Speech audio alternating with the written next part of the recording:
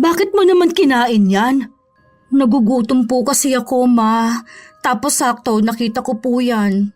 Hindi mo ba nakikita na nakalagay sa baunan?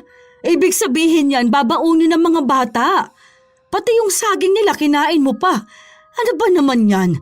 Lahat ng nakita mo sa lamesa, inubos mo naman.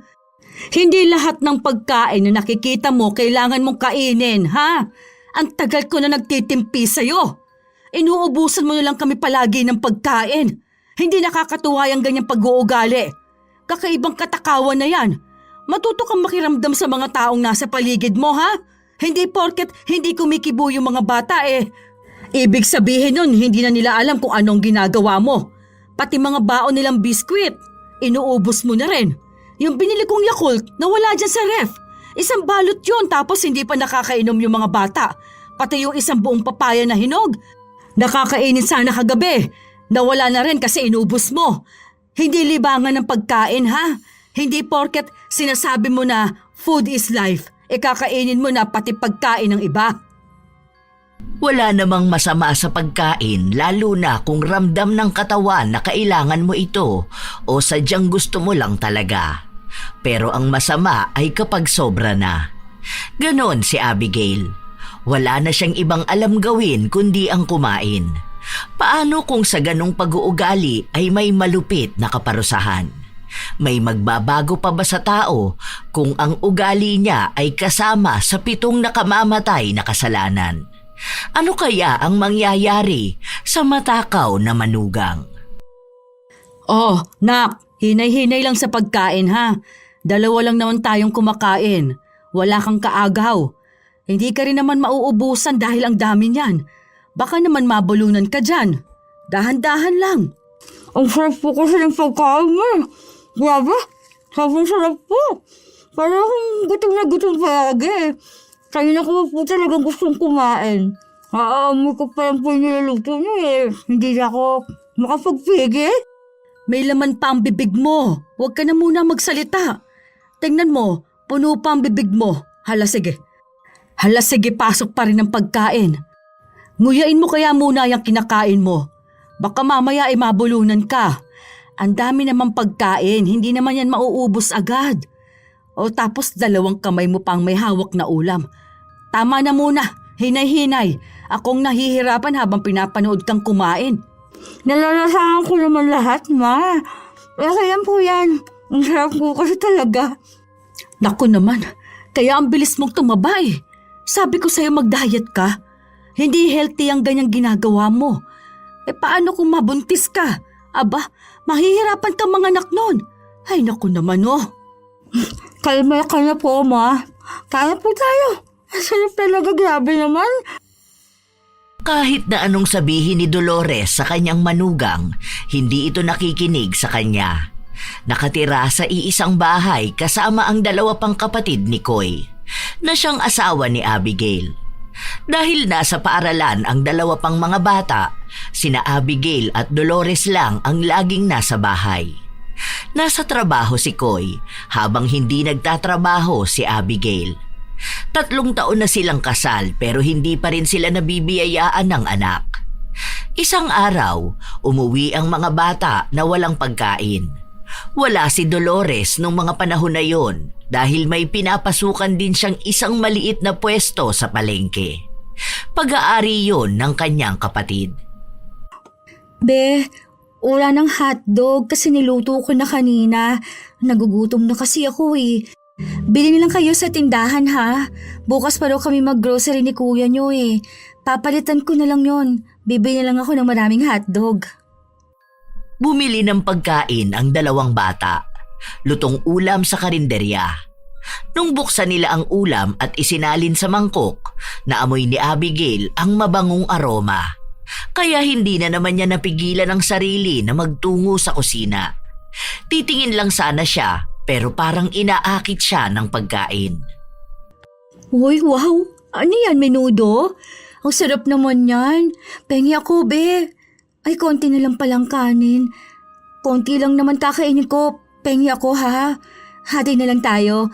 Magsasaing na lang ako mamaya. Malapit naman na silang umuwi Pwede naman tayong kumain ulit mamayang hapunan. Sinabi niya na kaunti lang ang kakainin niya, pero paunti-unti naman siyang humihingi ng kanin sa dalawang bata. Hindi sila makapagreklamo dahil parang gutom na gutom si Abigail. Sinabi na lang nila ito sa kanilang ina. Hindi naman pinagalitan si Abigail, pero nakaabot ito sa kanyang asawa. Kaya nung umuwi si Koy, kinausap niya si Abigail. Salamat sa pasalubong mo, love. Sarap nito ha. Grabe, ang sarap talaga. Lahat naman masarap para sa'yo eh. Parang walang pagkain na hindi mo nakikitang masarap. Kulang pa nga eh. Pero okay na rin naman to, love. Basta may makakain ako bago matulog. Hindi na kita bibigyan ha. Akin na lang to lahat. Tsaka kumain naman na sila kanina. Hindi na siguro nila gustong kumain ulit. Love, mag-exercise ka kaya no? Parang lumalaki ka na kasi oh. Yung mukha mo parang ang lapad na. Tapos konti na lang, 5 na yung baba mo. Tapos baka wala ka na ring leeg. Ang laki ng bilbil mo, hirap ka nang umupo. Hirap ka na ring huminga minsan. Ako yung nag-aalala sa'yo, love eh. Chubby is the new sexy nga, di ba? Bakit? Pangit na ba ako sa paningin mo dahil tumaba na ako? Baka naman may nakikita ka ng mas sexy sa akin, ha? Hindi naman sa ganun. Ang pinag-aalala ko lang, parang minsan sobra ka na kumain. Nag-aalala lang naman ako sa kalusugan mo. Maraming bagay kasi yung hindi maganda kapag mataba ka. Pero hindi ko naman sinabi na pangit ang matabang katawan. Gusto ko nga yung may laman-laman ka eh. Pero hindi yung sobra na hindi ka man lang tumatayo o kaya naglalakad-lakad. Kapag tapos mong kumain, uupo ka tapos kakain na naman. Naglilinis ka nga ng bahay, oo. Pero pagtapos nun, gutom na gutom ka na naman. Kahit may ginagawa ka o wala, hindi pwedeng hindi ka kakain.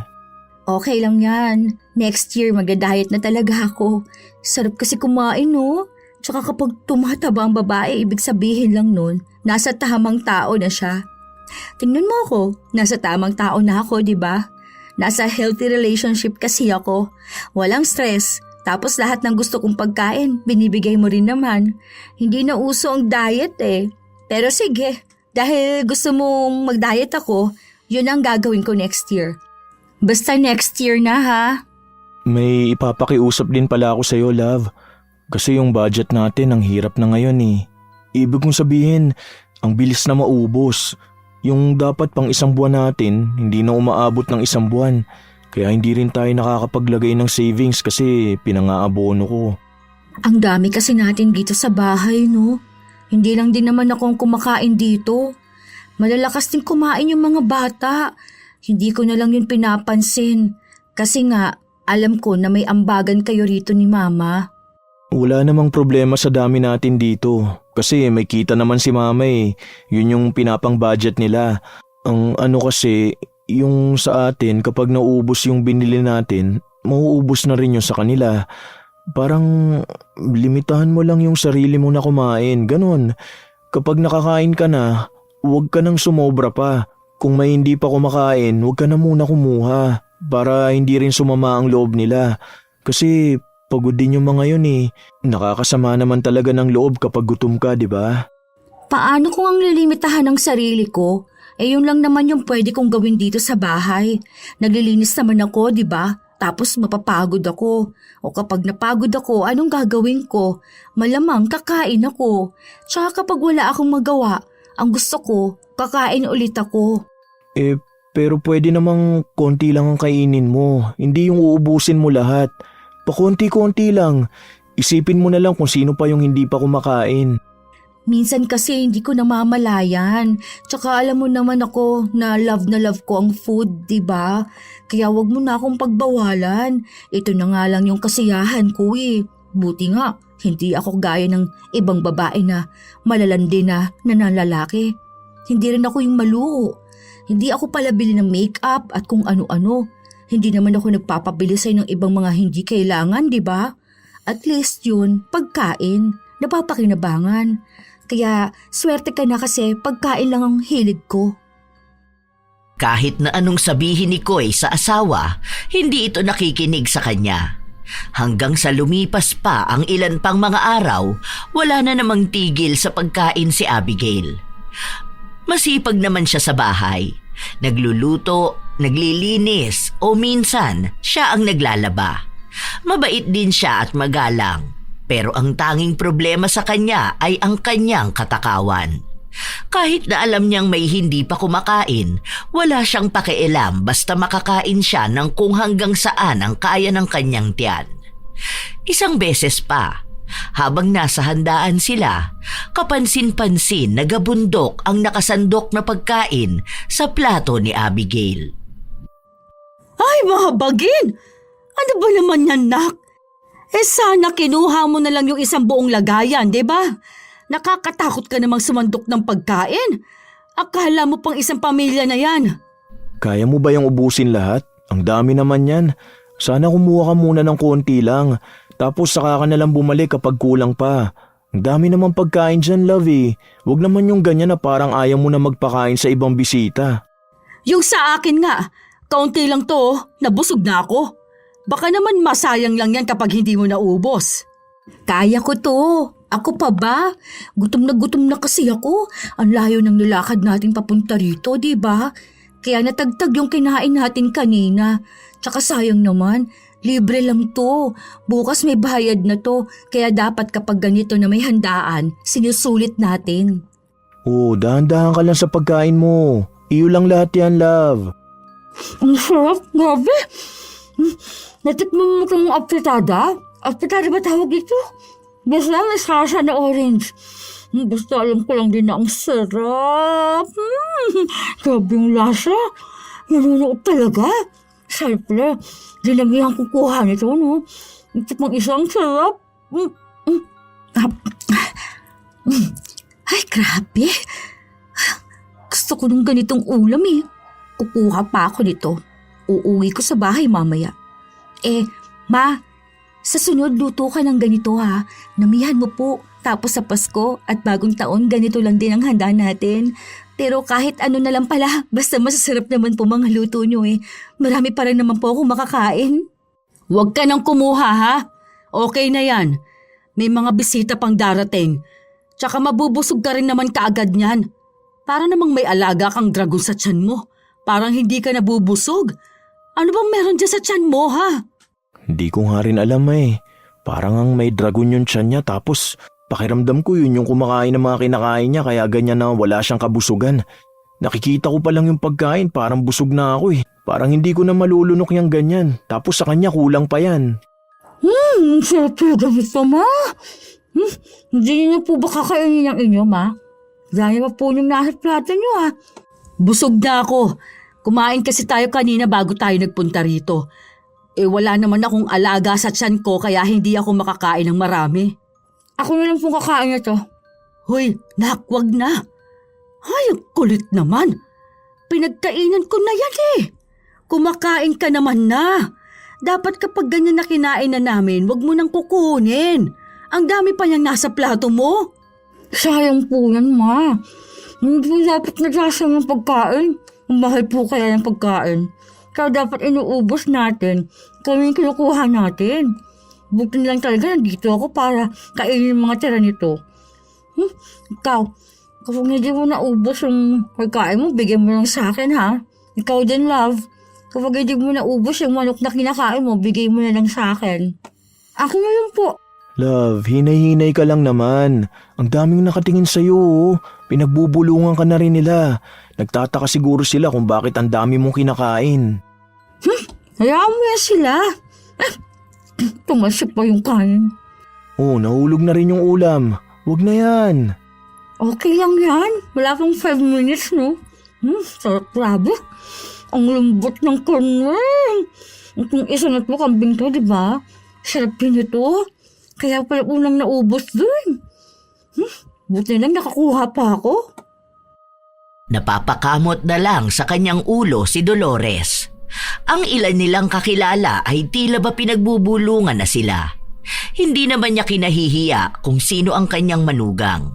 Pero ang ikinahihiya niya ay kung paano ba ito umasta, lalo na sa harapan ng pagkain. Madalas kasi na kahit saan sila magpunta, basta may pagkain, alam na ng lahat na hahakot talaga ng pagkain si Abigail. Lumipas ang mga oras. Gutom na naman si Abigail kaya kumuha siya ng cake. Malaking hiwa yon na siya lang din ang umubos lahat. Pabalik-balik siyang kumuha ng pagkain hanggang sa ang naghahanda na lang ang nagtipid. Hindi nila inilabas lahat ng pagkain dahil may mga bisita pa silang hinihintay. Kung ilalabas nila lahat yon, baka maubos lang ni Abigail. Nung umuwi na sila, kinausap ng ina ng may handaan si Dolores at sinabi nito ang tungkol kay Abigail. Pasensya na talaga kayo ha. Kinulang ba kayo ng handa? Teka, magbibigay na lang ako. Tapos order na lang ulit kayo para sa mga darating pamamayang gabi. Pasensya na talaga. Hindi ko naman alam na ganun yung gagawin ng manugang ko. Nakakahiya talaga. Inimbitahan nyo na nga lang kami. Ganito pang nangyari. Hindi tinanggap ang perang inaabot niya dahil may handa pa raw na nakatago. Pero sana raw sa susunod na handaan, mapagsabihan nila si Abigail. Hindi naman daw nila ipinagdadamot ang pagkain dahil parang araw yon sa mga imbitado. Pero sana raw ay may disiplina naman ang kakain. Hindi porket maraming pagkain na nakahanda, uubusin na lang niya lahat. Mahirap daw yon isama sa ibang handaan dahil sila ang napapahiya. Baka mapagchismisan pa sila na hindi kumakain sa bahay nila.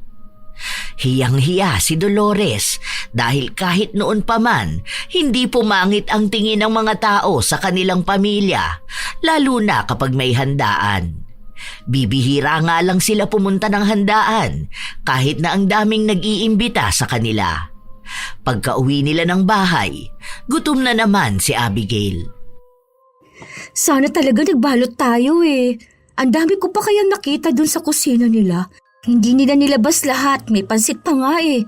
Yun pa namang hinihintay ko. Kala ko makakakain na ako nun. Dapat kasi hindi na muna tayo umuwi. Wala namang gaanong bisita na nagpupunta ron, di ba? Ang dami mo na talagang kinain kanina tapos nagugutom ka pa rin hanggang ngayon. Hindi ba napupuno yung tiyan mo? Parang may imba ka ng pagkain dyan ah. Kanina pa talaga yun, love. Kumukulo na nga ang tiyan ko. Gusto ko na nga ulit kumain eh. Kaya nga sabi ko na magbalot tayo para sana may kakainin pa ako rito sa bahay. Alam mo naman na ang bilis kong magutom. Bukas ka na lang kumain, Abigail. Anong oras na oh? Matutulog na. Hindi ka pwedeng matulog na busog ka. Masama yung ganun. Dapat nga nagpa-fasting ka rin para naman magproseso na maayos ang tiyan mo. Kaya baka ganyan ka na lagi kang gutom kasi may problema ka sa bituka mo. Minsan nga magpa-check up ka. Baka hindi na maganda yung ganyan. Hirap naman po ako makakatulog kapag gutom ako, ma. Mas lalo naman pong mahirap yun. Magigising pa rin po ako kahit na anong oras na dahil iisipin ko po na kumain. Kaya mas okay na po kung ngayon na ako kakain bago matulog. Kaya mo yan. Baka mamatay naman po ako.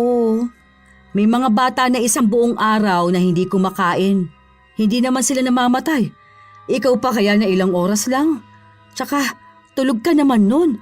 Hindi na yan alam ng katawan mo. Tunawin mo naman muna ang mga kinain mo. Isang buong delata ng sardinas ang naubos ni Abigail habang ilang sandok ng kanin ang kinain niya. Ilang linggo pa ang lumipas, paubos na naman ang kanilang pagkain sa bahay. Halata rin na nadadagdagan ang timbang ni Abigail. Isang beses kasi, sinusuot niya ang pantalon niya, hindi na ito magkasya sa kanya. Sabi ko kasi sa'yo magbawas ka ng kain mo eh. Wala ka na tuloy masuot ngayon. Tignan mo yan, hirap na hirap kang ipasok sa hita mo. Parang kapag umupo ka niyan, mapupunit eh. Yung blouse mo rin, hindi na maayos masuot. Bilhin lang tayo pagtapos natin pumunta sa bahay. Hihingi ako ng pera kay mama. Mura lang naman yung damit, no? Alam ko araw ng palengke ngayon.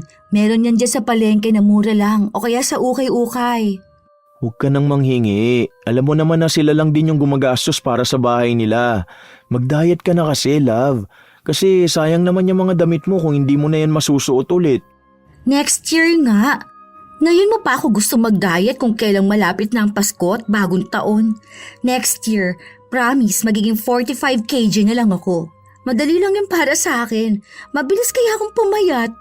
45 kilograms? Nasa 150 kilograms ka kaya ngayon. Oo, kaya yan. Magpalda na lang siguro ko. Teka. Tara na. Gugutom na ako eh. Gusto ko na kumain. Kanina ko pa naiisip kung anong lulutuin nila sa bahay eh. Nagugutom na kagad ako. Sabi kasi ni Mama, magluluto siya ng paborito kong ulam. Kako, lahat naman paborito ko. Baka puro taba na naman yung luto sa inyo. Iwas ka na lang muna sana oh. Tapos baka tambak na naman ang kanin mo niyan. Naku, baka maging 200 kilograms ka na pag uwi natin dito. Food is life. Kahit saan magpunta si Abigail, hindi niya tinatantanan ang pagkain. Palaki ng palaki ang kanyang katawan. Pero wala siyang pakialam. Minsan nga ay nahihirapan na siyang kumilos sa bahay pero ginagawa niya pa rin. Mas lalo siya laging nagugutom. Isang araw, sahod ni Koy, lumabas si Abigail para maglabas ng pera at bumili ng grocery. Dahil wala pang ulam sa bahay nila, bumili siya ng isang buong manok. Pag uwi niya, kumain siya, pero lahat ng yon ay kanya lang. Ang lahat ng kanin at isang buong litsyong manok. Naabutan pa nga siya ng 2 bata na kumakain pero hindi na niya binigyan dahil iniisip niyang kulang na sa kanyang sarili ang pagkain niya. Paano pa kung mag-aalok siya sa iba? Nakarating yon sa kanyang biyenan kaya kinausap siya. Nak, bakit naman ganun? Kahit kaunti hindi mo malang tinirhan yung 2 bata. Isang buong litsyong manok yun. Naubos mo talaga lahat yun? Ganun karami? Napasobra po ang kain ko, Ma. Hindi ko na po napigilan ang sarili ko. Pero binilihan ko naman po sila ng ulam. Bumili pa po ako ng isang buong litsyong manok. Yun po yung inulam nila kanina. Bumili ka tapos kumain ka ulit? Binigyan mo na maliit na parte yung 2 bata. Nagkaubusan pa kayo ng kanin kahit na bagong saing lang. Tapos naghati pa sila dun sa natira mong kanin. Wag naman sanang ganun, anak. Kung kumain ka na, tapos kakain yung mga bata, wag mo naman na silang agawan. Pasensya na po, Ma. Hindi ko po talaga napigilan ang sarili ko. Nagutom po talaga ako eh. Alam niyo naman po na kapag nakakaamoy ako ng pagkain, talagang gutom na gutom po ako. Pinigilan ko naman po kanina kaso nung nakita ko yung ulam, ayun po, napasandok ako. Napasarap din po ang kain ko kaya hindi ko na alam na naubos ko. Ang sabi naman po kasi nila na busog na sila eh. Paanong hindi nila sasabihing busog na sila? Wala naman ng pagkain dahil inubos mo na lahat. Alam mo, Nak, hindi maganda ang ganyan. Alam mo bang kasalanan yan? Hindi naman po ako nagnakaw, Ma. Hindi naman po ako pumatay. Hindi naman po ako nangangaliwa. Wala po akong nalabag na batas ng Diyos, Ma. Kumakain lang naman po ako. At ang pagkain po, ginawa po yun para kainin nating mga tao. Kaya wala pong masama sa ginagawa ko. Nagpupunta ka ba ng simbahan? Kada linggo po, di ba po? Kapag magkakasama tayo. Ang Diyos ba ang pinupunta mo? O yung pagkain sa labas ng simbahan na lagi mong inuuna? Parehas lang po, Ma. Bigla po tuloy akong nagutom. Pinaalala niyo po kasi. Parang gusto ko pong magpabili kay Koy.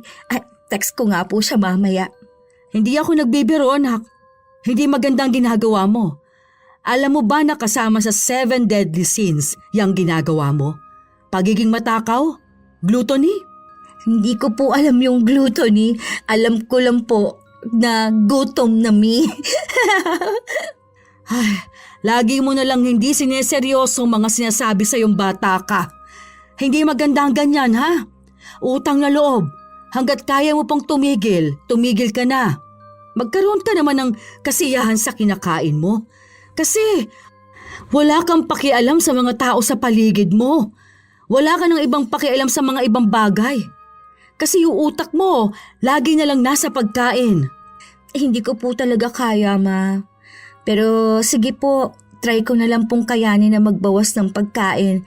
Pero hindi ko po ipinapangako kasi po hindi ko talaga kaya ng walang pagkain eh.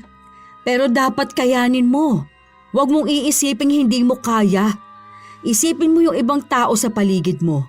Yung mga nauubusan ng pagkain dahil lang sa hindi ka nagpapaubaya. Hindi ka naman kinukuhanan. Hindi ka rin inuubusan. Kaya wala kang ibang dahilan para magbigay sa iba. Hindi lang ikaw ang tao sa mundo, ha?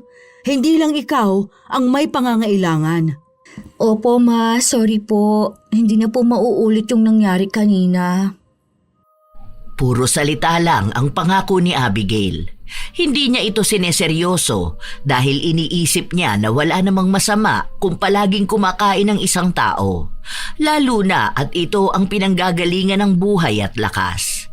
Kahit saan sila magpunta, kahit na ang daming taong hindi pa nakakakain, walang ibang ginawa si Abigail kundi ang makipag-unahan.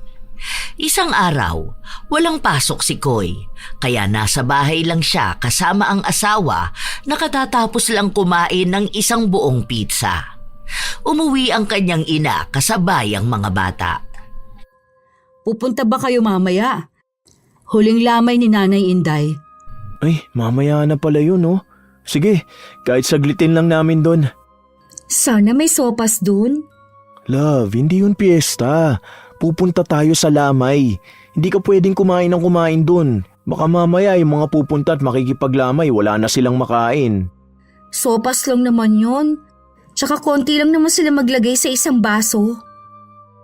Bago sila umalis ay pinagsabihan pa si Abigail na huwag siyang kakain ng marami ron. Kung ano lang ang ibinigay sa kanya, yun lang ang kakainin niya. Tumango siya, pero hindi naman ibig sabihin nun na sumasang-ayon na siya sa gusto nila. Dahil kilala niya ang kanyang sarili. Sa oras na magutom siya at masarapan sa pagkain, hindi niya mapipigilan ang kanyang sarili. Hanggang sa nagpunta na sila sa lamay. Ang daming tao. Malayo pa lang sila ay nakatanaw na si Abigail sa tray na may lamang pagkain. May sopas nga roon. Takam na siya. Hindi na nga siya naghintay na abutan siya dahil kinuha na niya ang isang baso. Halos isang higop niya lang, naubos na yon. Sinundan pa ng pangalawa, pangatlo, hanggang sa hindi na mabilang. Binabalik-balikan niya yon. Sinita ni Dolores ang manugang pero hindi siya pinakinggan. Kaya si Koy na ang kumausap sa asawa. Love, ano ba? Sabi ko sa'yo huwag ka nang kakain ng sobra dito eh. Nakakaya naman sa kanila, oh. Sopas lang talaga yan, love. Yun na nga, wala namang pera yung pamilya niyan. Wala silang maipanluluto sa mga makikipaglamay pamamaya. Nakakaya naman, inuubos mo na lahat. Tara nga, umuwi na tayo. Mamaya na tayo umuwi. Dito na lang muna tayo. Ang daming pagkain, oh. Ang sarap ng sopas nila. Tikman mo kasi. Ang galing ng nagluto nun. Tara dun sa loob. Hindi na, uuwi na tayo. Ang gulo mong kasama. Pinagsabihan na nga kita kanina eh. Ang dami mo namang kinain sa bahay bago tayo umalis, di ba? Kanina pa yun. Malamang naggutom na ulit ako. Alam mo naman na ang bilis kong gutumin, di ba? Tara na, umuwi na tayo. Doon ka sa bahay kumain. Inis na inis si Koy, lalo pa at pinag-uusapan sila roon. Masyado kasing matakaw ang kanyang asawa na hindi na maganda para sa kalusugan nito at maging sa ibang tao. Nagtalo ang mag-asawa nung umuwi sila, pero iisa lang ang laging sinasabi ni Abigail. Wala siyang ibang ginagawa kundi ang kumain lang. Hindi naman daw yun masama dahil lahat naman ng tao gustong kumain. Hindi niya kasalanan kung mabilis siyang magutom. Kinabukasan, nung magising si Abigail, may pagkain siyang naabutan sa lamesa. Gutom na siya noon. Yung pagkain ay nakalagay sa baunan. Pinapalamig lang bago takpan. Ay, grabe, nakakagutom naman. Sarap nito ah. Makakain na nga. Ang bilis kumain ni Abigail, para siyang nakikipagkarera sa kung sino. Ganon niya lang din agad naubos ang pagkain. Hindi na niya ito hinunguya dahil bawat dadaan sa bibig niya ay diretso lunok na rin siya. Maya-maya pa, lumabas si Dolores galing ng banyo. Bagong ligo, dumiretso siya ng kusina para ihanda ang baon ng mga bata. Pero laking gulat niya matapos na makitang sinimot ni Abigail ang lahat. Maging ang 4 na malalaking saging ay inubos nito. Bakit mo naman kinain yan? Nagugutom po kasi ako, Ma. Tapos, sakto, nakita ko po yan. Hindi mo ba nakikita na nakalagay sa baunan? Ibig sabihin yan, babaunin ng mga bata. Pati yung saging nila kinain mo pa. Ano ba naman yan? Lahat ng nakita mo sa lamesa, inubos mo naman. Hindi lahat ng pagkain na nakikita mo, kailangan mong kainin, ha? Ang tagal ko na nagtitimpi sa'yo. Inuubusan mo na lang kami palagi ng pagkain. Hindi nakakatuwa ang ganyang pag-uugali. Kakaibang katakawan na yan. Matuto kang makiramdam sa mga taong nasa paligid mo, ha? Hindi porket hindi kumikibo yung mga bata. Ibig sabihin nun, hindi na nila alam kung ano yung ginagawa mo. Pati mga baon nilang biskwit, inubos mo na rin. O yung binili kong Yakult na wala dyan sa ref. Isang balot yun tapos hindi pa nakakainom yung mga bata. Pati yung isang buong papaya na hinog, nakakainin sana kagabi. Nawala na rin kasi inubos mo. Hindi libangan ng pagkain, ha?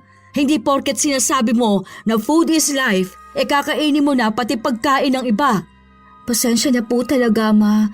Akala ko po nilagay lang dyan eh. Nagutom lang po talaga ako. Magluluto na lang po ako. Anong lulutuin mo? Wala nang ang pagkain dyan. Wala lang stocks dahil inubos mo ng lahat. Simot na simot ang ref, ah. Puro tubig na nga lang ang laman. Alam mo, hindi lang tiyan mo ang gutom, kundi ang kaluluwa mo.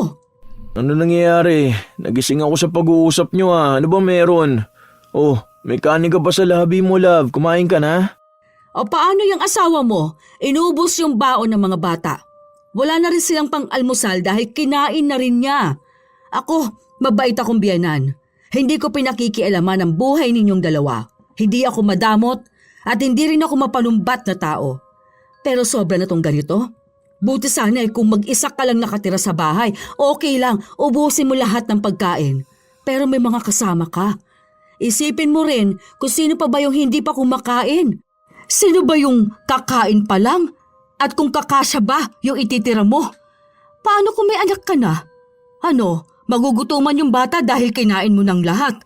Pasensya na po. Sa susunod po yan na yung iisipin ko. Ilang taon na kayong mag-asawa ng anak ko. Ngayon mo lang maiisip yung ganyan? Ilang beses ka na namin pinagsasabihan. Ayoko na nga lang magsalita dahil baka masaktan ka lang. Alam mo ba kung anong tawag ng ibang tao sa'yo? Anong tawag ng mga kapitbahay natin? Masiba na baboy. Hindi ko na alam kung paano ka pa ipagtatanggol dahil kahit kami dito sa bahay hindi mo pinapalampas. Kausapin mo yung asawa mo, Koy. Bubukod kayo ng pagkain sa amin.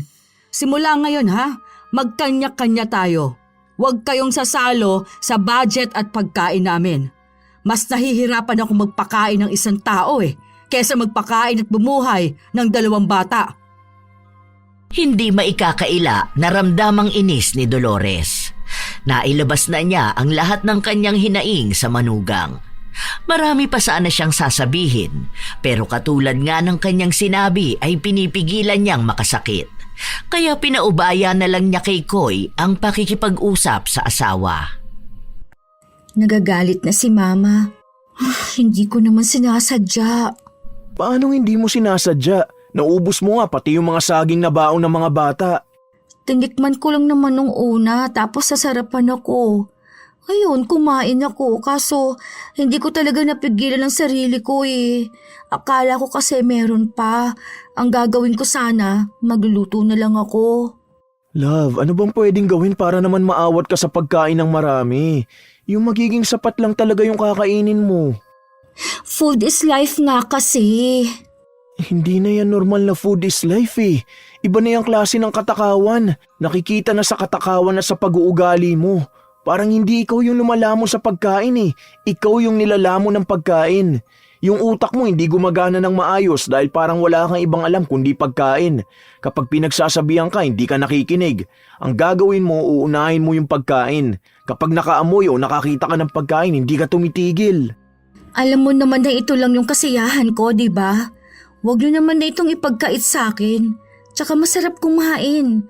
Kapag bored ako, gusto ko laging kumain. Tsaka kahit na anong gawin ko, gusto ko lagi lang akong kakain. Doon ako nagiging masaya Kapag konti lang ang kakainin ko, feeling ko sobrang lungkot naman ang buhay ko. May mali na talaga Awa na lang Huwag mo namang ubusin lahat ng pagkain na makikita mo. Sige, bubukod tayo ng pagkain kasi naaawa naman ako kina mama. Pera nila yung panggastos eh. Tapos tuwing umuwi pa yung mga bata, lagi silang walang naaabutan ng pagkain. Saka para makita mo rin kung ano yung pagkakaiba. Kailangan natin magtipid sa pagkain. Lalo na kailangan natin mag-ipon. Magiging malungkot na ako nito palagi. Gusto mo ba na makita akong malungkot, ha? Hindi laging sa pagkain nakadepende yung kasiyahan mo.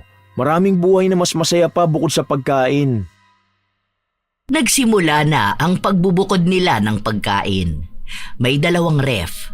Isa kina Koy at isa naman kina Dolores. Lahat ng lulutuin ni Dolores para sa kanila lang ng mga bata. Habang ang niluluto naman ni Abigail para lang sa kanya. Kahit asawa niya, hindi niya tinitirhan ng pagkain. Sa labas na lang kumakain si Koy dahil kaunti lang din naman siya kumain. Noong unang 3 araw ay maayos naman ang usapan nila. Nagtitimpi si Abigail dahil kada magluluto si Dolores, walang iniiwan sa bahay. Dinadala nito sa palengke lahat at kapag uuwi na ang mga bata sa hapon, doon sila kumakain. Hindi man sanay si Dolores na parang may damutan sa pagkain, kailangan niyang gawin yon para mas matuto ang kanyang manugang na magpigil sa kanyang sarili. Pero mukhang hindi yon epektibo. Isang araw, iniwan ni Dolores ang pagkain sa loob ng ref dahil uuwi ng tanghali ang isa niyang anak. Hindi ito makakadaan sa palengke. Pag-uwi ng bata, naabutan niya si Abigail na katatapos lang kumain at ang kinain nito ay ang pagkain na iniwan ng kanyang biyenan. Sorry, be. Nakain ko yung ulam mo. Bili ka na lang ng dilata. Wala na kasi kaming ulam na lulutuin eh. Tapos nang hiram muna ako nung sayo. Sasabihin ko na lang kay mama mamaya, tsaka yung sa bigas ninyo.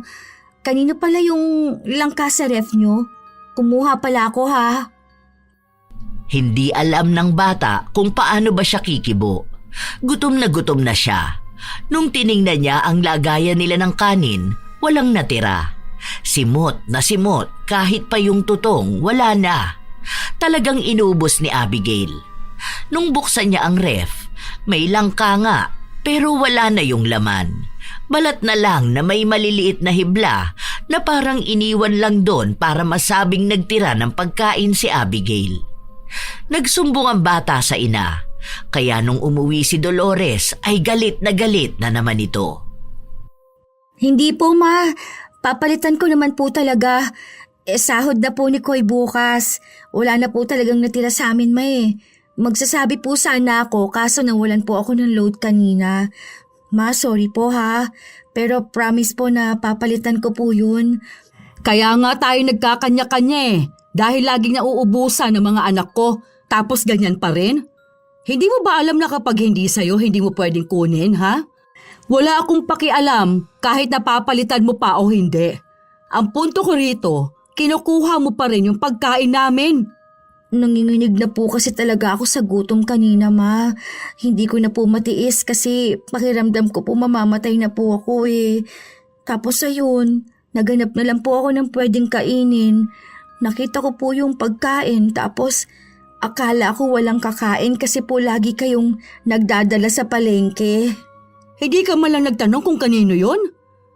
Mano sana'y nag-text ka at tinanong ako kung sinong may-ari ng pagkain na kakainin mo. Tapos yung langkang binili ko, inubos mo rin. Ano ka ba naman? Hindi ka na ba talaga titigil sa pagiging matakaw mo? Hindi mo na ba yan mapipigilan, ha? Nagda-diet na nga po ako, ma. Hindi ko lang po talaga kaya. Tsaka sabi po, hindi po dapat biglaan na magbabawas ng kakainin kapag po nagda-diet. Kasi po masama daw po yun. Kaso late ko na po nalaman. Kaya ayan po, biglaan pong sobra na naman ang kain ko. Pasensya na po talaga, ma. Diyos ko po! Patawarin talaga ako kapag hindi ko napigilan ang sarili ko na magkapagsalita. Mamaya kakausapin ko si Koy. Bumukod kayo ng bahay. Hindi ko na kaya yung ganito. Nahihilo tuloy ako eh. Tumataas ang dugo ko sa'yo, Abigail. Grabe na yung sunod-sunod na stress na bigay mo sa akin. Umupo ang ginang habang inaabutan siya ng kanyang anak ng tubig. Ayaw na muna niyang magalit dahil baka kung mapano pa siya. Pakiramdam ni Dolores ay mapapaaga ang kanyang buhay dahil sa ugali ng kanyang manugang. Nung umuwi si Koy, sa kanya sinabi na lumayas na siya sa bahay na yon at bumukod na sila. Hanggat maaari raw, yung malayo sana na hindi makakarating sa bahay nila si Abigail. Dahil wala pa namang pera si Koy, walang ipon dahil sa katakawan ni Abigail. Pinakiusapan muna nito ang ina na saka na lang sila lilipat kapag may sapat na silang pera. Kakausapin na lang daw ulit niya si Abigail. Anong sabi ni Mama? Galit pa rin ba siya? Nagsorry naman ako sa kanya eh. Tapos sinabi ko naman na papalitan ko yung nakain ko eh. Hindi ko naman alam na bigla na lang ganun magiging reaction niya. Hindi ko na alam kung anong gagawin ko. Pati ako nai-stress na dito sa bahay. Lagi na nga akong pinapagalitan sa trabaho ko, pati ba naman dito sa bahay hindi pa ako makakapagpahinga na maayos? Bili mo ako ng burger. May napanood ako eh. Sarap, sobra. Kanina ko pa kaya gustong kumain ng burger. Awa na lang naman, love. Awa na lang. Hindi lahat iikot sa pagkain. Hindi mo ba nakikita ang sarili mo? Kahit tumingin ka sa salamin, hindi ka nakasya eh. Hindi ka man lang ba naaawa sa kalusugan mo? Sa magiging epekto niyang walang sawa at tigil mo sa kakakain? Para namang sinabi mong sobrang taba ko. Kasi nga masaya ako sa pagsasama nating dalawa. Kaya nga ako tumataba dahil lagi akong masaya, kaya lagi akong kumakain. Hindi ako takot na iiwan mo ko kahit na magbago pa ang katawan ko. Love, hindi ako nakikipagbiruan ah. Stress na si mama sa'yo. Lahat ng tao dito sa bahay stress na sa'yo. Sabi ko naman kasi napapalitan ko yung mga nakuha ko. Bibili naman tayo, di ba? Bigyan na lang din natin ng sobra para hindi sila ganun. Hindi yun. Hindi lang dahil doon. Madali lang yung palitan kung tutuusin eh. Pero hindi yun ang kinagagalit ni mama. Intindihin mo namang maigi kung ano yung ibig sabihin ni mama oh. Nagugutom lang talaga ako kanina kaya hindi ko napigilan ang sarili ko. Alam mo namang miss na miss ko ng luto ni mama mo eh. Kaya nung nakita ko yung pagkain, ayun, kinain ko. Kinain mo nang hindi mo inaalam kung sino yung hindi pa kumakain? Inaamin ko na nga, kasalanan ko. Inaamin mo pero hindi ka naman nagbabago? Wala lang din yun. Hayaan mo, hindi na lang ako kakain para mamatay na ako. Hindi ganyan. Kaya hindi na nagpo-proseso na maayos ang utak mo eh. Walang sapat na sustansya. Kahit na anong dami ng kain mo, hindi niyan bibigyan ng sustansya ang utak mo. Lalo na kung wala kang ibang ginagawa o wala kang ibang alam kundi puro pagkain. Sorry na nga, diba? Hindi ko na nga pakikialaman yung pagkain nila kahit na nanginginig na ako sa gutom. Ilang araw pa ang lumipas, napansin nila na naglagay ng kandado si Dolores sa kanilang ref para hindi ito mabuksan ni Abigail. Ang ibang pagkain na hindi inilalagay sa ref, nakatago lang sa kwarto ni Dolores. Kailangan nilang paigtingin ang pagtatago ng pagkain dahil habang tumatagal, lumalala ang pagiging matakaw ni Abigail. Palaki rin ng palaki ang kanyang katawan. Ni hindi na niya malinis maging ang kanyang sarili.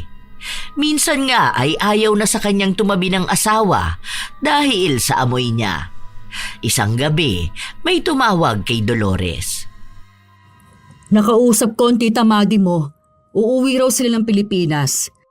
May family reunion daw. Magpapagawa sila ng t-shirt. Magbigay raw ako ng size ng t-shirt natin.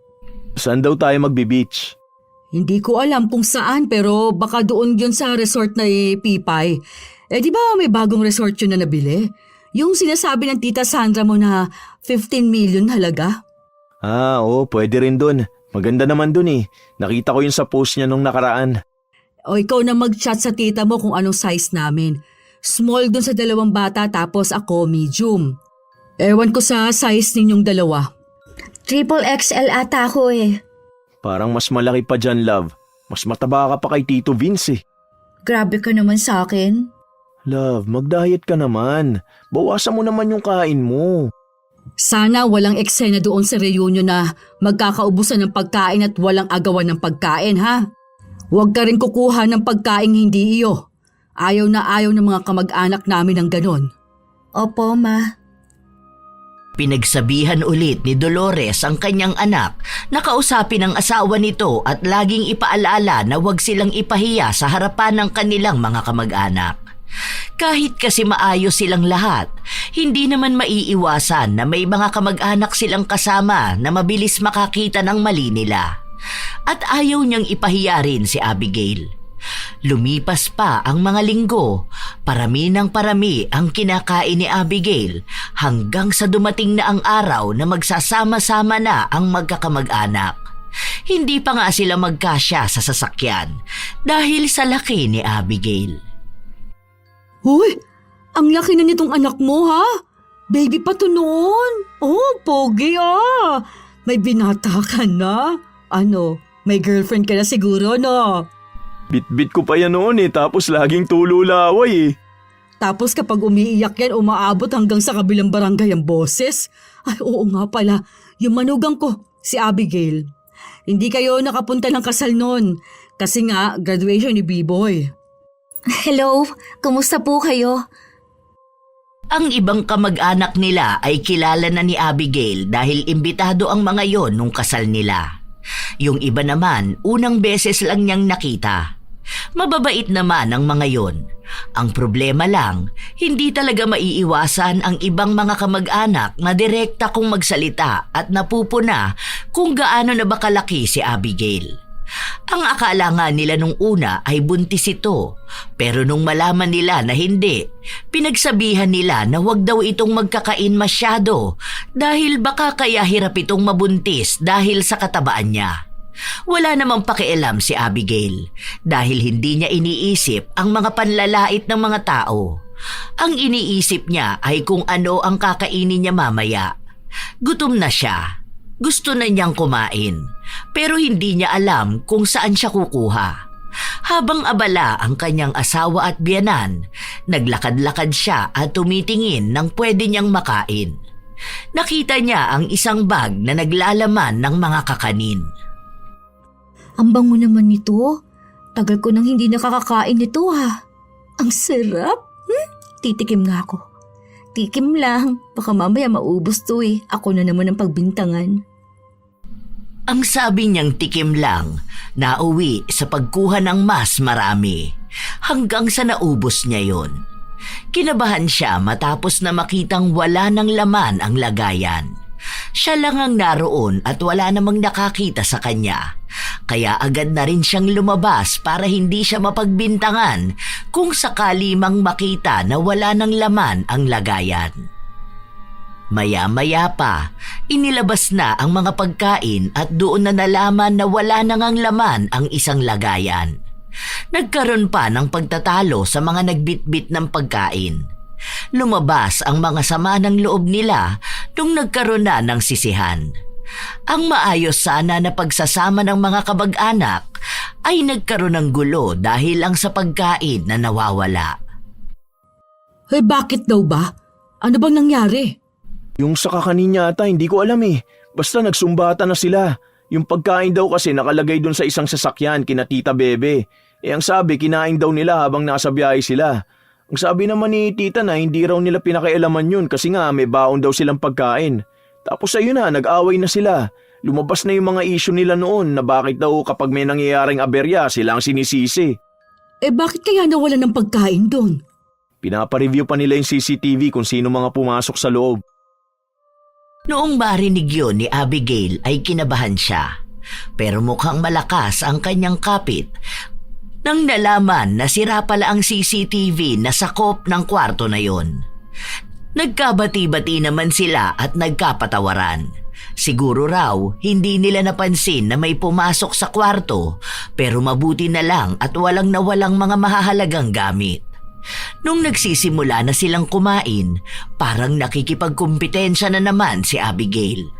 Minsan, kahit nahawak na ng kung sino ang pagkain, hinahablot pa ito at sinisiksik sa kanyang bibig. Pinagsabihan pa siya ng isang tiyahin ng asawa na huwag niyang ganunin ang pagkain. Pero walang ibang pinakikinggan si Abigail. Basta lang siya kumakain. May mga hindi na nakakain dahil naubusan na niya, lalo na yung mga may ginagawa nung oras na yon. Mga nag-iihaw ng pagkain at yung mga nagbabantay ng mga bata na naliligo. Walang natirang pagkain. Sinimot lahat ni Abigail.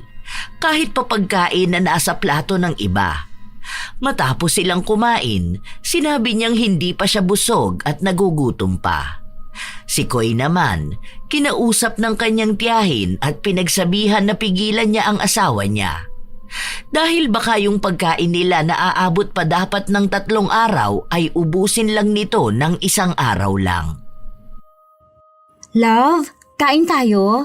Kain na naman. Puro na lang kain. Bakit? Nagugutom kaya ako. Kumukulo na nga tong tiyan ko. Konti lang nakain ko kanina. Paano ang dami nating nag-aagawan doon sa pagkain? Hindi tayo nag-aagawan sa pagkain. Ikaw lang yung nangaagaw. Gutom ka pa sa lagay na yan kanina sinuksok mo na sa bibig mo lahat. Ni hindi mo pa nga nangunguya yung nasa bibig mo, sinusuksukan mo pa. Nakakahiya na nga kanina Naku, kung alam mo lang pinagsasabi ng mga pinsang ko, para ka raw baboy. Ano naman sa sasabihin ng iba? Di ba dahil mag-asawa tayo, dapat alam natin kung paano ipagtatanggol ang isa't isa? Hindi ko na nga alam kung paano kita ipagtatanggol Isa ka rin sa pinaghihinalaan na kumain ng kakanin. May bata na nakakita sa'yo kanina na lumabas doon. Alam ko agad kapag galing ka doon. Tinikman ko lang naman yon. Hindi ko naman alam na mauubos ko yun. Nagkagulo pa ang mga tao dahil sa'yo. Pati mga kamag-anak ko nagkagalit-galit pa kanina. Hindi ko naman sinasadya. Nakakagutom kaya ang biyahe. Lagi na lang gutom, lagi na lang sarili mong iniisip mo. Sana sumakit na sobra ang ngipin mo para matigil ka na sa kakalamon mo. Alam mo sa inis ko sa'yo, hindi ko na napipigilan ng sarili ko magbigay ng sumpa. Buwisit! Ramdam talaga na galit na si Koy, pero kinokontrol niya lang ang kanyang sarili. Pero kahit na anong sabihin niya sa asawa, hindi talaga ito nakikinig. Kung ano-ano na rin ang mga usapang naririnig nila sa paligid nila. Mga panlalait tungkol kay Abigail. Kaya kahit na 2 araw pa lang silang naroon, umuwi na ang mag-asawa. Naiwan lang doon sina Dolores at ang mga kapatid ni Koy.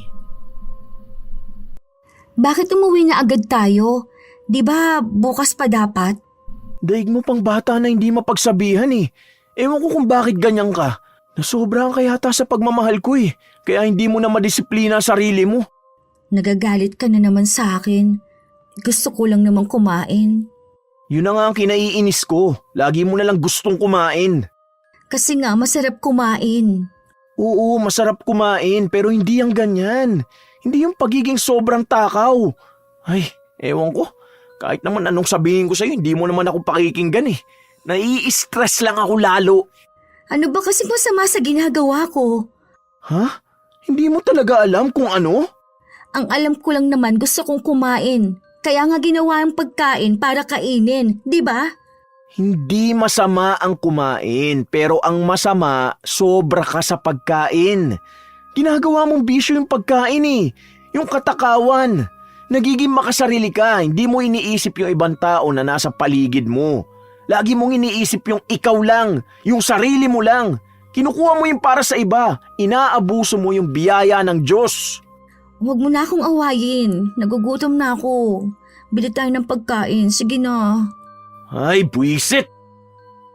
Sa inis ni Koy, lumabas na lang siya ng bahay nila.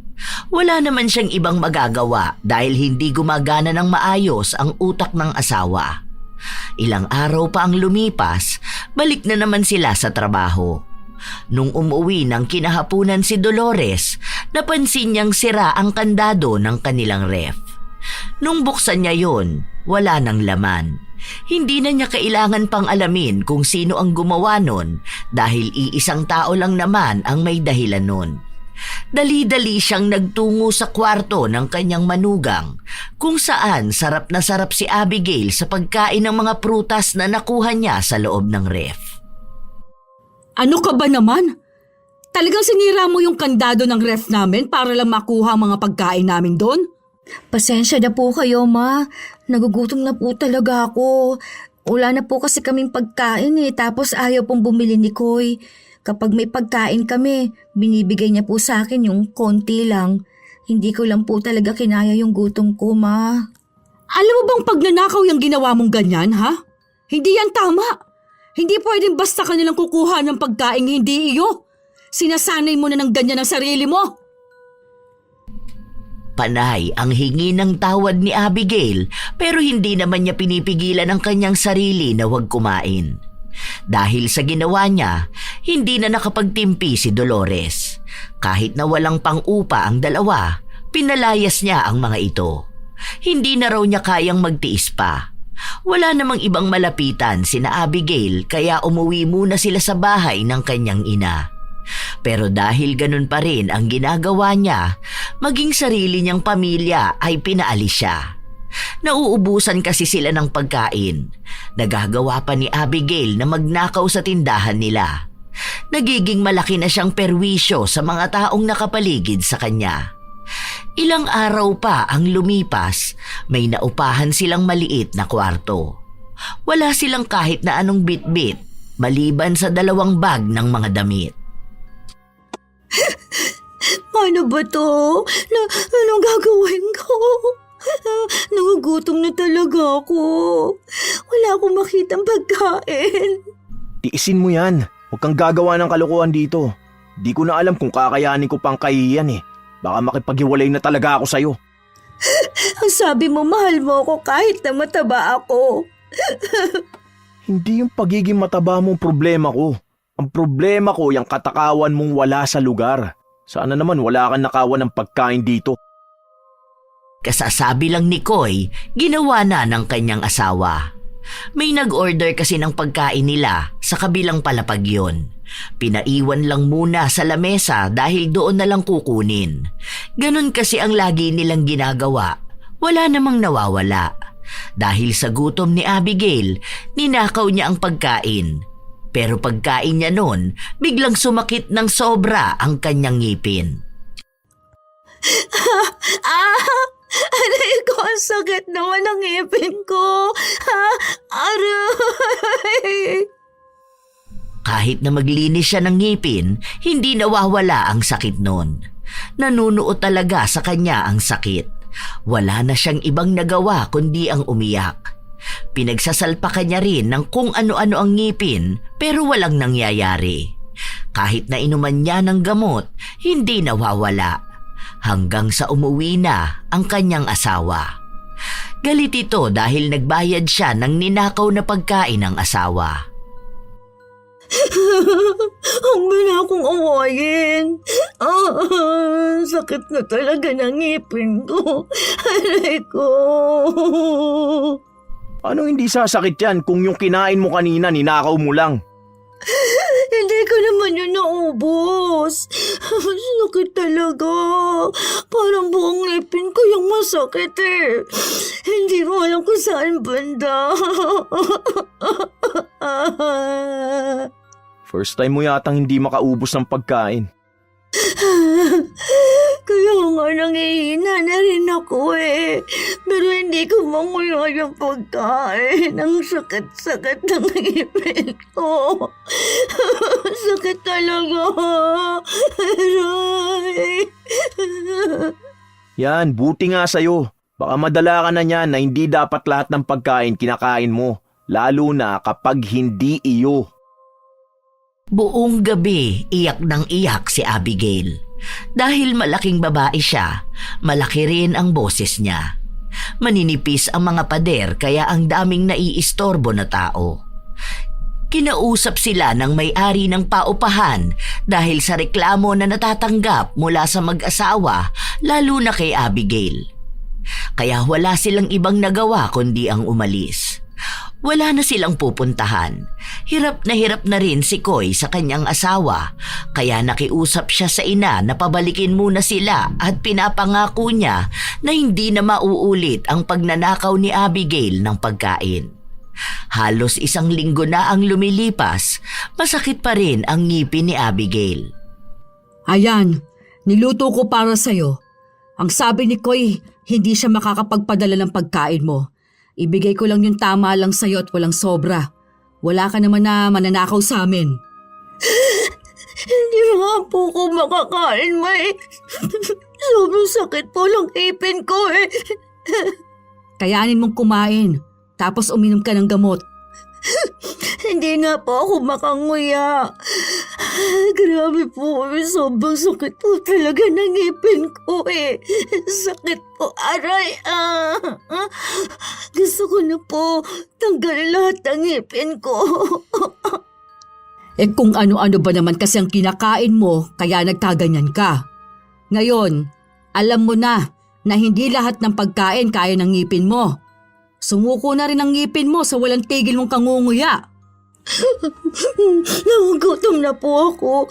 Gusto ko na po talagang kumain. Subukan mo kumain. Kaunti lang yan. Unti-untiin mo. Tapos may gamot dito. Sinubukan ni Abigail ang kumain. Kada nguya niya ay umiiyak siya. Dati, kapag ganun kakaunti ang pagkain, lagi siyang naghahangad ng sobra. Pero mukhang sa sakit ng kanyang ngipin, hindi na niya kakayanin pang ngumuya ng marami. Kahit lunukin na agad ang pagkain, hindi niya magawa dahil wala siyang malasahan sa pagkain. Lalo na at ang iniisip niya ay ang kanyang ngipin na sumasakit. Nung uminom siya ng gamot, kahit na paano ay nawala ang sakit. Hanggang sa nakaramdam na naman siya ng gutom. Pumunta siya sa kusina. May suman doon na mukhang bagong bili lang. Dahil hindi na ganon kasakit ang kanyang ngipin, kinain niya yon. Pero iisa pa lang ang nakakain niya, sumakit na naman ng sobra-sobra ang kanyang ngipin. Aray! Sakit! Grabe, sakit! Walang manatanggal na lang lahat ng ngipin ko. Aray ko! Namilipit sa sakit si Abigail. Napaupo pa siya sa sahig habang hawak ang magkabila niyang pisngi. Tila ba ginawa na niya lahat ng alam niyang paraan para mawala ang sakit ng kanyang ngipin, pero hindi talaga nawawala. Hanggang sa umuwi ang kanyang asawa kasama ang ina nito. Oh, ano nangyayari sa'yo? Sakit na po ng ngipin ko sobra. Hindi ko na po ito kaya eh. Parang gusto ko na lang po ipatanggal lahat. Sobrang sakit po Eh kanina naman hindi naman masakit yan, di ba? Ano ba kinain mo? Mukhang itong suman. Bukas yung isa tapos parang isang kagat pa lang ang ginawa. Kumuha ka na naman pala ng pagkain na hindi iyo. Kaya naman pala Tama lang sumakit ang ngipin mo. Mukhang kada gagawa ka ng hindi maganda, sumasakit yan na sobra. Parusa na ata yan sa mga matatakaw na tao. Sakit sobra. Aray! Talino na ako sa ospital. Grabe na talaga, hindi ko na talaga kaya Ipapupulit ko na lahat ng ngipin ko sa dentista. Kahit na ipabunot mo lahat yan, baka sumakit naman ang gilagid mo dahil wala ka pa ring ibang alam gawin kundi ang kumain ng pagkain na hindi naman iyo. Buong gabi na umiiyak si Abigail. Hindi masyadong nakatulog ang asawa niya. Kinabukasan, nung kumain ang bigay ni Dolores si Abigail, doon kahit paano na wala-wala ang sakit ng kanyang ngipin. Ano, okay ka na ba? Hindi pa rin. Medyo masakit pa pero hindi tulad kahapon. Baka nagpapahinga lang yung ngipin mo. Huwag ka na magnanakaw ng pagkain ng iba. Huwag mo na rin sosobrahan kumain dahil baka sumakit na naman yung ngipin mo. Kaso nagugutom pa rin ako. O ito, yun na lang tong pagkain ko. Wala pa tayong nabibili na grocery. Hiningi ko lang yan kay mama. Hindi na, iyon na yan. Ayoko sobra-sobrang pagkain, baka umiyak na naman ako. Hindi ko kaya yung sakit ng ngipin. Mas kaya ko pa magutom. Yung sakit ng ngipin ko, buong katawan ko masakit Yung utak ko, parang baldado ako kapag masakit ang ngipin ko. Totoo ba yan? Tumatanggi ka talaga sa pagkain? Gusto ko pang kumain, pero natatakot na nga ako. Baka nga sumakit na naman ang ngipin ko. Wow, himala ah. Kaya mo nang tumanggi at mag-control sa sarili mo. Kaya mo naman pala yung ganyan eh. Bakit hindi mo pa ginawa noon? Hinayaan mo pang kung ano-anong pamamahiya na gawin ng mga tao sa'yo. Tapos hinayaan mo lumaki ka ng ganyan. Kaya ko naman sana.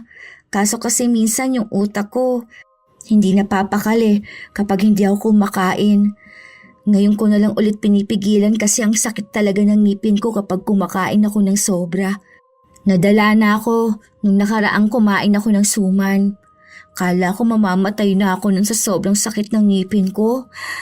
Pwede na rin palang pandayat yan, no? Sana kayanin mo nga talaga. Bigyan mo na lang ako ng pagkain ko mamaya para may merienda ako. Sige, padala ko na lang kay mama. Uuwi naman yun mamayang hapon eh.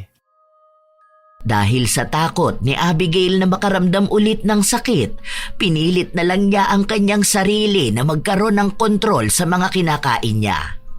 Kahit na nakikita niya ang pagkain, hindi niya ito kinukuha. May pagkakataon din na minsan sinusubukan niyang kumuha o sumobra ng pagkain, pero kapag naalala niya ang grabing sakit ng ngipin na pwede niyang makuha ulit, humihinto siya.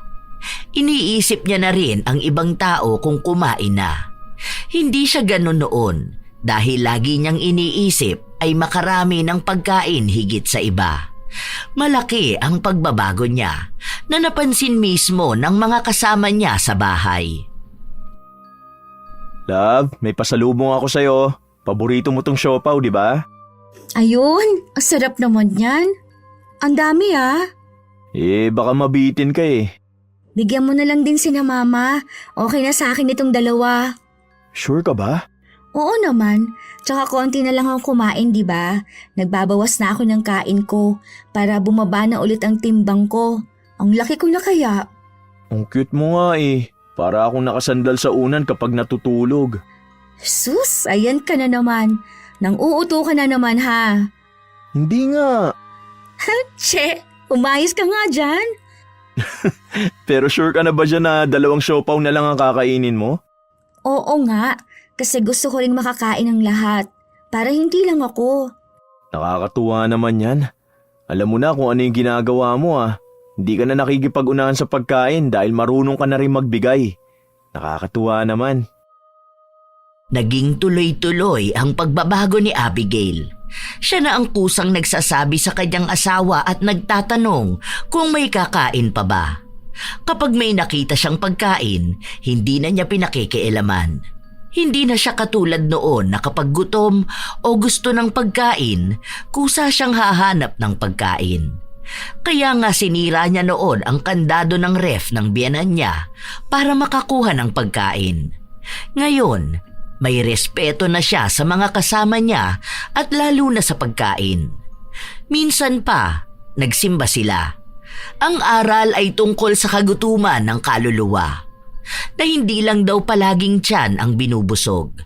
Dahil minsan, kahit busog na ang tiyan, kung gutom naman ang kaluluwa, wala rin daw saysay ang pagkabusog. Tinamaan ako dun sa mga sinabi ha. Ngayon na lang ulit ako nakapunta ng misa. Niyayaya kasi kita dati, ayaw mo naman. Kamo nagugutom ka lang kapag nasa loob tayo. Saka ang gusto mo lang palagi yung pagkain sa labas. Kaya minsan hindi natin natatapos ang misa eh, dahil nagmamadali ka ng lumabas. Oo nga. Dati sumasama lang ako sa inyo kasi masarap yung binibentang pagkain dyan sa labas. O kaya, sumasama lang ako kapag may libreng pagkain. Tapos, hindi ko naman iniintindi kung ano yung sinasabi sa misa. Yung utak ko kasi, palagi na lang puro pagkain ang iniisip. O buti ngayon hindi na. Hindi na gano, pero may pagkain pa rin. Okay lang yan. At least may nakikita tayo na pagbabago, di ba? Oo nga. Noong matapos na ang misa, nagpunta sila sa kainan na laging gusto ni Abigail. Bumili siya ng kaunting pagkain lang. Sure ka ba talaga na kasya sa'yo yan? Eh di ba po ma, magda-diet na ako. Tsaka nagmahal na po sila. Baka maubusan ng budget si Koy. Matagal pa po ang sahod niya eh. Kailangan po magtipid. Natutuwa naman ako sa'yo, nak. Buti naman, natuto ka na rin. Tama yan. Kasi alam mo na ngayon kung paano magtipid at isipin na hindi lang yung kinakain mo ngayon. Oo nga pala, kumusta na pala ang ipin mo? Oo nga, sumasakit pa ba yan? Hindi na masyado, pero minsan sumasakit. Kaya nga iwas ako sa sobrang nguya at kain kasi baka sumakit na naman ng sobra. Pero hindi na gaya noon na mapapaluhod talaga ako sa sobrang sakit. Buti naman kung ganon, sana mawala na yung sakit ng ngipin mo. Ilang buwan pa ang lumipas, naging maayos na rin si Abigail. Hindi na sumasakit ang kanyang ngipin, hindi na rin niya sinosobrahan ang kanyang kain. Kung ano lang ang sapat para sa kanilang lahat, yun lang ang kakainin niya. Kung may sobra man, doon lang siya magdadagdag. Bumalik sila sa dati na hindi na kailangan pang magtago ng pagkain. Bumibili sina Dolores at Koy ng pagkain na para sa lahat. Naisasama na rin nila sa mga handaan si Abigail. Hindi na siya sumasandok ng marami sa kanyang plato. Nagsimula na ring bumaba ang kanyang timbang. May disiplina na rin kasi siya sa kanyang katawan. Dahil sa tulong ng kanyang pamilya at lalo na ng kanyang asawa, nagbago siya. Isang araw, kumain sa labas ang mag-asawa dahil selebrasyon ng kanilang anibersaryo. Salamat dito, love. Minsan na nga lang to kasi nag-iipon tayo. Pero order ka lang ng gusto mo. Kahit ano na lang dito, yung mura lang sana. Kahit ano dyan. Total, anniversary naman natin Minsan lang to sa isang taon. Baka naman wala ka ng pera niyan. Meron yan. Sige na. Ikaw talaga? Lagi mo lang binibigay yung gusto ko. Love, sorry pala sa mga nangyari noon Salamat kasi hindi mo ako sinukuan. Noong mga nakaraan, bumabalik sa akin yung mga ginawa ko. Yung mga pamamahiya ko sa inyo ni Mama. Nanghingi na nga rin ako ng tawad kay Mama kasi yung nagawa ko na nagalit talaga siya ng sobra sa akin. Tsaka yung sa mga kamag-anak mo. Sana sa susunod makasama ulit ako sa reunion nyo. Gusto ko lang ulit ipakita na hindi na ako yung dating nakilala nila. Huwag mo nang isipin yun. Kung nangyari na yun noon, tapos na yun. Basta ngayon ramdam ko naman na nagbabago ka na Yun na mahalaga para sa akin. O tara na, kain na tayo. Dapat pala, ikaw yung kumakain ng marami. Ang payat mo na Ang liit nga lang ng bituka ko, hindi ko pa nga alam kung mauubos ko tong sinerve sa akin Ganito pala to karami. Okay lang yan. Hindi naman masasayang kahit na may tira ka. Andito naman ako. Kaya kong ubusin lahat yan. Nagtawanan lang ang mag-asawa. Naging biruan na nga nila ang pagiging matakaw noon ni Abigail. Naging matatag din ang kanilang samahan. Sa ngayon, may 2 na silang anak at nakabukod na rin sila ng bahay. Naging mas responsable na si Abigail at mas lalo niyang nauunawaan kung ano ba ang sinasabi sa kanya ng kanyang biyenan. Lalo na sa pagpapaubaya at pagdidisiplina sa kanyang mga anak, lalo na pagdating sa pagkain. Marami rin naman siyang natutunan sa mga nangyari sa kanya noon at ang tungkol sa ugali niyang pagiging matakaw. Na kaya wala siyang kabusugan dahil hindi naman talaga tiyan niya ang gutom kundi ang kanyang kaluluwa. Hindi naman masama ang kumain, pero ang masama ay kapag ang pagkain ng iba ay inaangkin mo na rin. Ang katakawan na parte ng 7 nakamamatay na kasalanan ay hindi lang tungkol sa kinakain, kundi ang kawalan ng hangganan at pagiging makasarili. Ang tao ay dapat matuto na lahat ng sobra ay masama. Bawat sobra ay may mga taong hindi nakakakain ng maayos at naaagawan. Ang pag-angkin ng hindi iyo ay parte ng kawalan ng respeto sa ibang tao. Laging nasasanay ang sarili na laging makipag-agawan at kumuha kaysa mag-isip at magbahagi. At doon nagsisimula ang ugat ng iba pang kasalanan, kasakiman, inggit at kawalan ng hiya. Matutong magtira, hindi lang ng pagkain, kundi ng puwang para sa iba. Ang tunay na busog ay hindi nasusukat sa laman ng tiyan, kundi sa kapayapaan ng konsensya.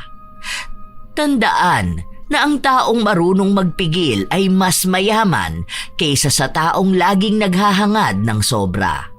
Dahil kailanman hindi mabubusog ang taong gutom kapag ang gutom ay hindi sa tiyan, kundi sa pagkataong sanay mang-agaw ng hindi sa kanya.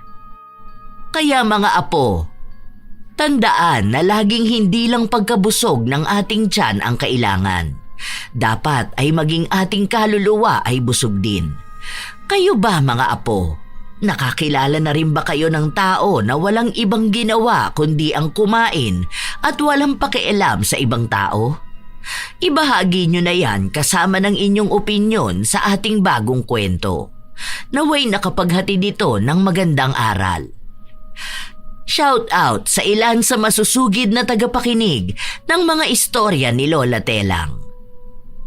Jane De Ocampo, Juliet Capisnon, Maika Trixie at sa family niya from Davao City, Faderogaya family from Pansol, Quezon City, Aksa Andrade from Palawan, Arlene Castro Ramos, Donnie Adlawan from Kawit, Cavite, Rana May Baduria, Emily Tayo from Bali, Indonesia, Yads Kabahug from New York, Briella Mariana Timkang from Malaybalay City, Bukidnon, Ariel Marquez from San Isidro, Nueva Ecija, Cherry Joy Totanes, Amanda Joyce from Angeles City, Artiola family, Neneth, Kiana, Tommy from Romblon, YPS Clothing Trading, Ronald Bel Zabahado from Imus, Cavite, Rose Guevara, Auring, Ne, Faye, Minda, Leslie at Jay ng Amira Boxes Handicrafts, Anthony Lacambra from Balagtas, Bulacan, Wilma Villaralbo, at belated happy birthday sa kanyang ate na si Maria Victoria Supresensya, Maria Lina Saranya, Ludi Garcia, Tidoy Castro, Marisa Torculas ng Oriental Mindoro, Ann Narciso, Ami Yong, Riza Rizardo. Ito ang inyong Lola Telang at maraming salamat sa pakikinig ninyo mga apo.